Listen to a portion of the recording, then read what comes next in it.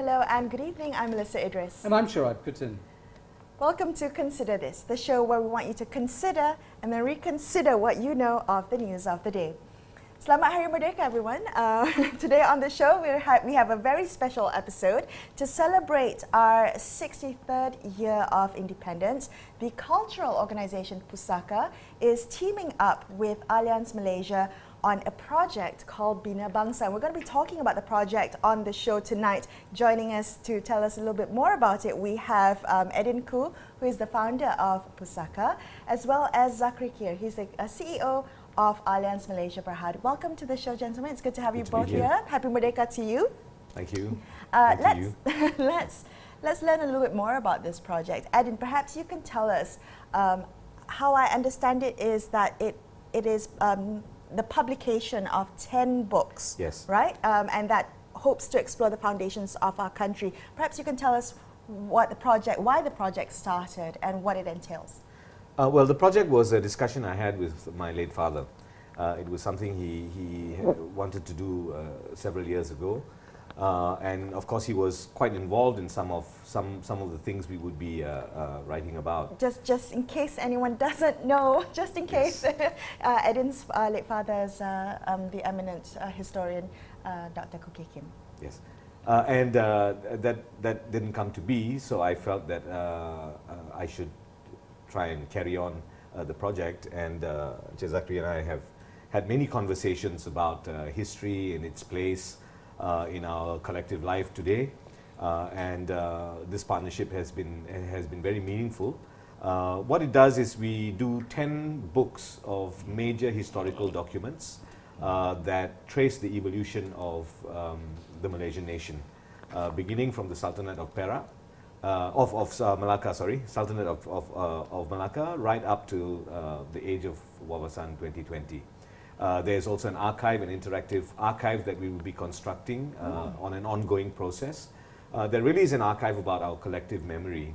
In the course of so much contemplation of history, I've always found that we tend to emphasize a great deal on formal history sometimes and forget something called collective memories, which are a lot more intimate and speak a great deal more about our sense of belonging. So over here we try and combine both. There will be a whole series of engagements too with various groups, organizations to talk about this idea of nationhood as we enter our 64th year. Okay, all right. So, and Zakri, how did Allianz decide to participate in this project? You know, it's very rare that you'd see insurers want to participate in something like this. Why did Allianz decide to take this on?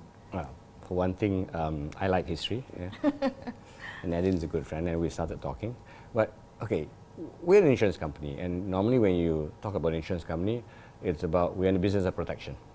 But I believe that we've taken this one step further, and we're also in the business of preservation. So one thing that is clearly lacking in Malaysia is institutional memory, and this is something we would like to be involved in, and preserving institutional memory, preserving culture, preserving history. Hence, we jumped on this particular initiative when Eddin spoke about it. I think it's a great idea. If I could just ask you, Eddin, you mentioned earlier documents, right? So the documents are going to be the anchors for the different books. And when one thinks of documents, one thinks of things in archives covered in dust and rather cold. And I'm wondering how you're going to bring, and I mean this in a really serious sense, how do you bring these things to life? Well, you write about the entire context around them.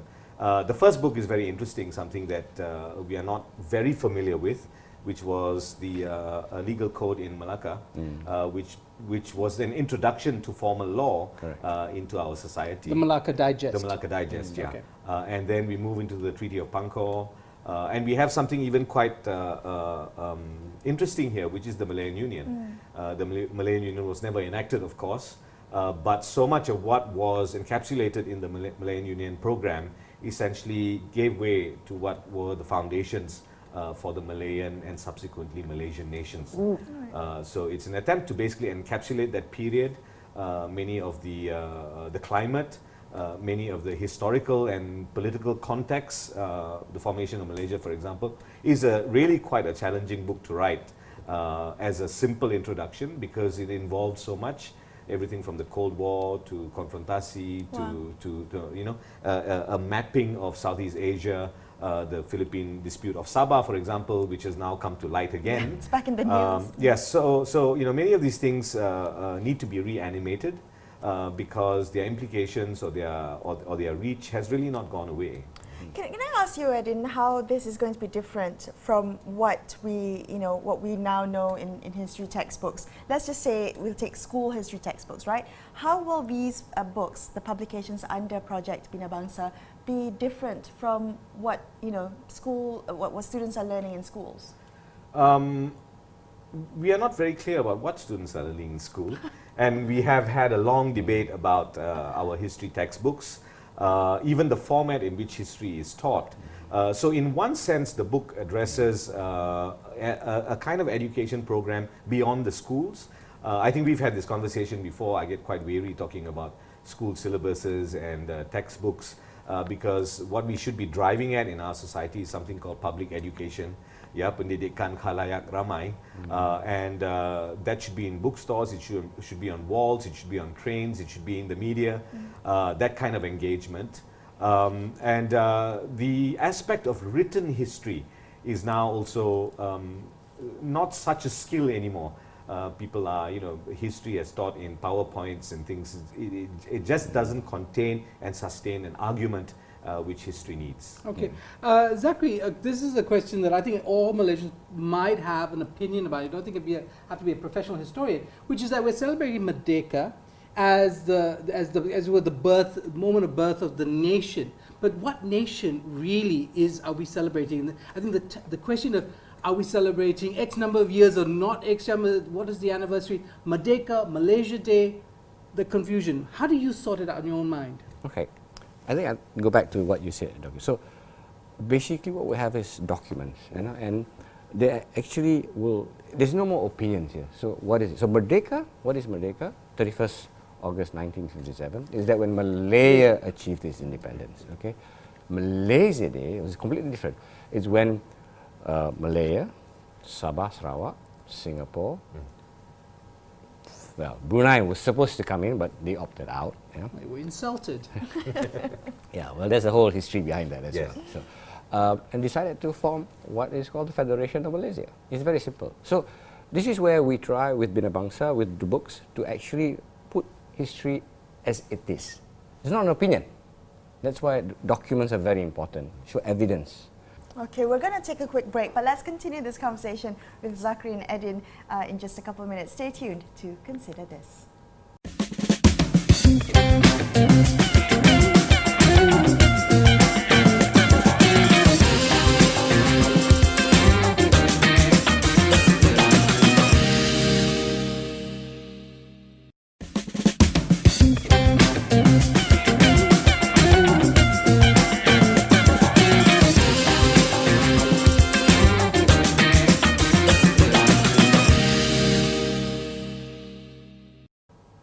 Welcome back to Consider This. I'm Melisa Idris. With me is Sharaad Kuttan, and we're speaking tonight to Eddin Khoo, the founder of Pusaka, as well as Zakri Khir. He's the CEO of Allianz Malaysia. We're talking about the project Bina Bangsa, and Eddin, I was looking at the 10 books that this project intends to publish, and it feels almost too Malaya-centric.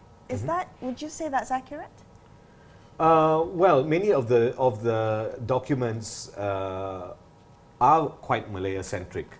The careerism that went into the conquest of North Borneo and the Brooks conquest of Sarawak were really quite piratical, quite the acts of bandits basically. They were privateers. They were privateers. So there was very little in terms of a clear documentation of what happened. In West Malaysia, there was of course a lot of legalisms that came into play with British intervention. Even the concept of colonialism, of course, and my father was very mired in this big controversy when he said Malaya was never colonized. But we also fall into a certain pattern of colonial history that becomes extremely, extremely interesting. introduced by the British, of course, which was the concept of indirect rule. And indirect rule was often based on things like treaties and not full conquest, no invasions and so on, but a kind of very astute form of diplomacy and intervention. So I think these things need to be gelled out and spoken about again, because we've come under very easy kind of conceptual ideas such as colonialism. I'm not saying that Malaya wasn't colonized in all shapes and forms, but what I'm saying is we have to acknowledge how unique and distinctive our colonial experience was. Yeah, and I take your point, but you know, Zakri, you know, there is a very contemporary conversation, partly coming out of the shifts in power that we had in our national politics, that made Sabahans and Sarawakians very impatient with the presumptions of people from Malaya. Right? And I wonder if that conversation can happen, if we can be truly inclusive of the perspectives that are coming from Borneo and Sarawak. Do you think that that it's there in this project? Do you feel it will come out in the discussions about the project and the various books? Yes, first of all, you cannot deny the fact that the history of Malaya is clearly the foundation of the history of Malaysia. And I don't think anybody from Sabah Sarawak will tell you otherwise.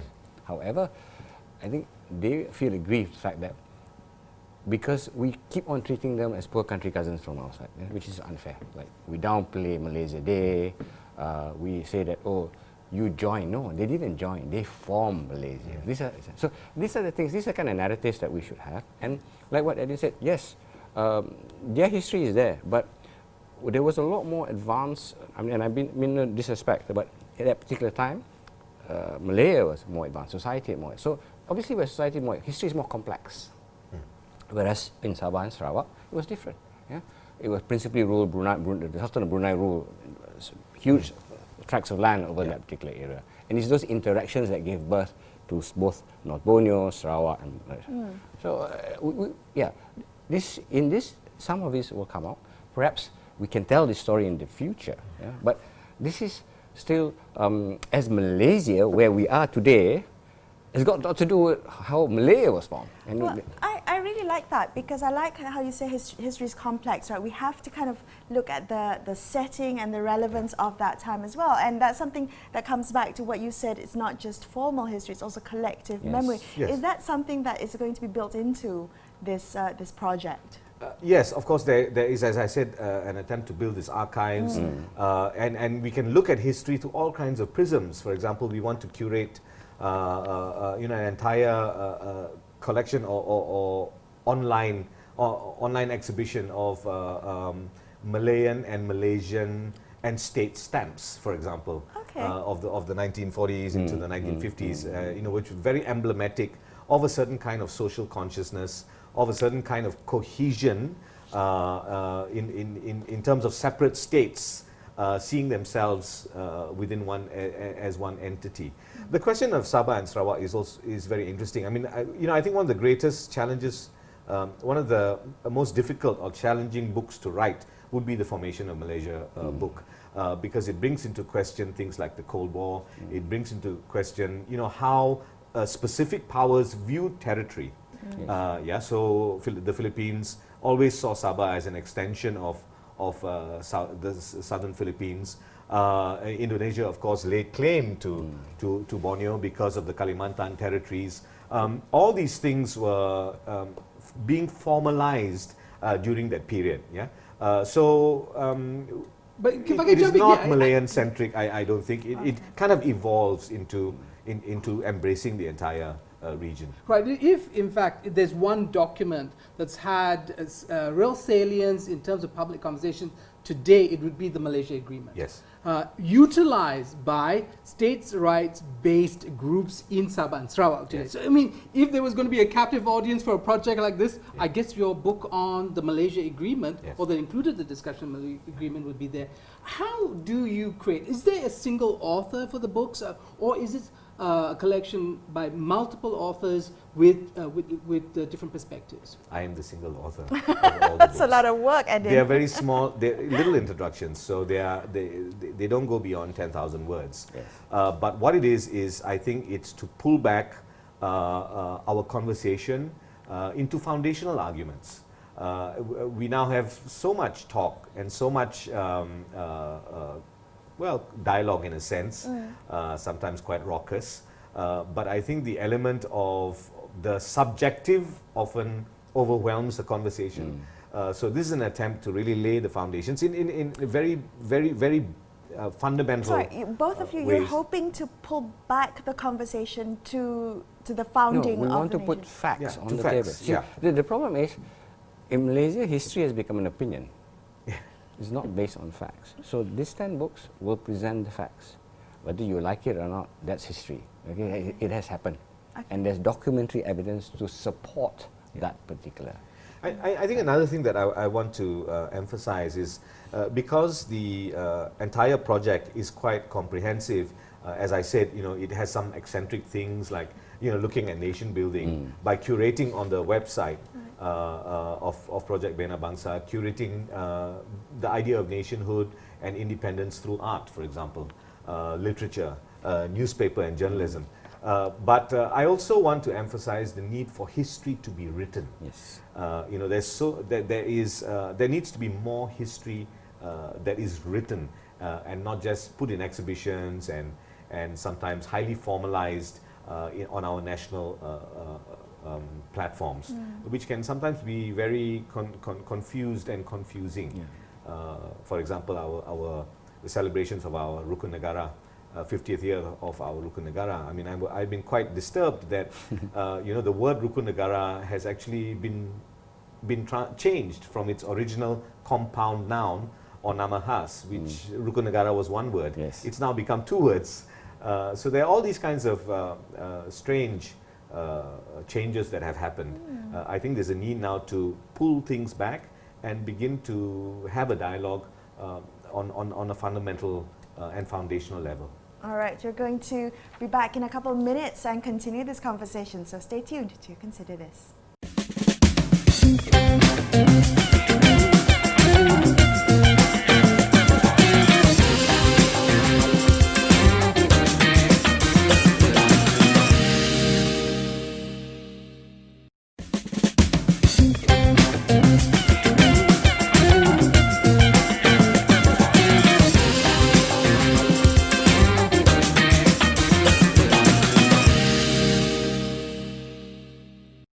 Thanks so much for staying with Sharaad and I on this special episode on Merdeka Day of Consider This. We're going to continue our conversation about Project Bina Bangsa with Zakri Khir and Eddin Khoo. This project, this initiative, you called it a public education initiative. Who's the audience really? Will it appeal to young people in this day and age, particularly if it's going to be the publication of 10 books? I hope so. I hope that young people, and I do believe that young people are still gravitated to reading. But as I said, there's another dimension to the project, which is going online and actual personal engagement with students. Yesterday, I spoke at the University of Malaya on the Rukun Negara. So it's on multiple fronts. But I think the essence of the written word is something. Maybe I'm quite sentimental about this, but I think it just needs to be asserted and asserted and asserted. Maybe slightly diluted. I mean, Zakri, do you have children? Yes. Do they read? Are they voracious readers? And do you think they're typical, because I'm guessing they might be, are they typical of the Malaysian teenager who must be what part of your audience? Yes, I think, two of them do read, one does not. And yes, I think they're typical. The objective of this is to first of all create something which is first of all factual. I mean, there's no, again, I stress because it's very important, because history in Malaysia has been altered many times over. Just like, who gives the right to someone to alter the name, the Rukun Negara? Now, it used to be one word. When I used to, in Standard 1, it came out, and I used to stand in front of the whole school and bahawa saya negara Malaysia kita, it's one word. But now, it's two words. So things like this. So now, I think the idea is to sell this. We need to sell this. So once the books are out, it's there. we will sell this. We will sell it to people. We will send it to people. Send it to all the great libraries in the world, because there needs to be something about Malaysia or Malaya all around the world. All the great libraries in the world, they don't have it. So we're going to send it to a collection. At least you have this. So these are things that we want to do. Do you think our institutions have failed us? Archive Negara, Museum Negara, the Ministry of Education, our universities, have they failed us, Zakri? And Yes. failed this particular Yes. this Yes. particular idea of Yes, a yes, collective memory? yes, yes. There is no collective memory anymore. Nobody remembers. I mean, we go through, sometimes when you meet certain people and you ask them for certain personalities, for example, Ghazali Shafi'i, for example, let's take this very good example. Yes. Nobody remembers this man. He was a giant of a man. You know? He was so influential in the formation of Malaysia. Okay?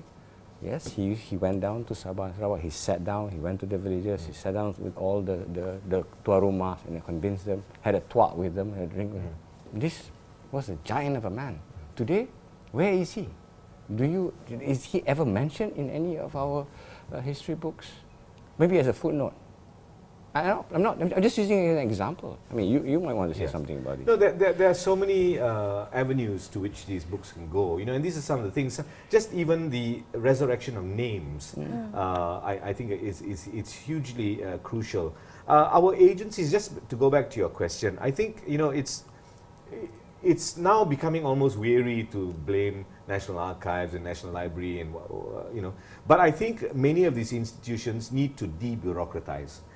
You need to get historians engaged in that. I mean, the founders of all these places were working historians and intellectuals, the museum, and I think you need to debureaucratize and get people engaged again. But who is to blame? I think the entire community. One of the things that our community really suffers from is a lack of any idea of social and cultural investment. That's hugely important. That's why corporates, for example, play a very, very important role. We have corporate social responsibility here, and it was, you know, initiated during the Najib administration, and there was a lot said about it. Yeah. But you know what has become of it? It's very, very critical. I mean, we have public universities that are suffering from lack of funding. What more institutions of this kind? History is not just a nostalgic and sentimental experience. It's something that needs to be argued with. I'm also quite, I think there's a whole new generation of young people who are quite book mad too. And they come from very, very interesting quarters. Many of them, for example, now many of them are members of parliament and so on. These are what I call the post-Reformasi generation. Who have transcended our politicians already in terms of their own searching and their own journeys, which is a highly intellectual one. They come from places like Perlis and Kelantan and more rural areas. They learn English, they want to engage with ideas. So I'm also reaching out very much to this audience I know exists. You know, I just want to kind of quote something that you said back at you, Eddin, regarding this project. You said that efforts at consolidating a national memory will be essential to realizing social cohesion. Yes. And can you explain why consolidating a national memory will make us more, you know, united. Yeah, because you know, then people will be able to understand and forge empathy. Today, for example, if you ask someone, what is the Indian experience in Malaysian history, nobody would be able to tell you. And of course, as politics begins to polarize, there is an attempt by very cynical people sometimes to fantasize about history. And remember, I think the contemporary psychology that we have is one of victimology. Everybody is a victim of everybody else. Yeah. And because there is no real understanding that we possess a shared history, we are fragmenting our history all the time. We're getting Wikipedia historians and, as I said, fantasists sometimes, who have no anchoring in any kind of context. I don't even want to use the word fact, but context. These are exploited for all kinds of very inimical political purposes. Yes. You know, in this country, we don't. What Eddin said just now was correct. As a society, as an individual, we don't want to know about history. But there's so much history. I mean, I will proudly say, my grandfather on my maternal side, he was a coolie, and he came as a more or less like an indentured slave. It was put in the hole of a junk somewhere, I don't even know when, but somewhere between 1914 and 1918. He came, he landed in Mersing, ran away because he was stowaway. And then, basically he worked hard. And then he could own his own plantation. But this is a story of the overseas Chinese. And I'm half Chinese. I'm so proud of that. At the same time, on the other side, they came from Sumatra. They were negotiating with Francis Light during the time. But this is Malaysia. But we don't celebrate this. Oh, I'm not Malay. I'm not Indian Muslim. You make this kind of distinctions. Why? Because all this is economic and politics. But actually, we need to go back, as an individual Malaysia, we need to go back and trace our own history. Let's be very clear. Many of the Malays today, I'll say this, came at very late. Migrations, there have been non-Malays here for a long time. The Chetties in Melaka, the Babas, they've been there for a long time. And we have people of Javanese descent who only came probably in the 19th century, for example. That's a fact. And in fact, would be great for another show because we're running out of time. Yes. We are running out of time, but thank you so much, gentlemen, for being on the show and sharing your I insights. had a really good point to add, but never mind. Okay, next program. Another show. For another show, we'll keep everyone on tenterhooks. All Okay. right, thank you so much for watching, everyone. I'm Melisa Idris. And I'm Sharaad Kuttan, signing off for the evening. Happy Merdeka Day to everyone watching. Thanks for watching this show. Good night, folks.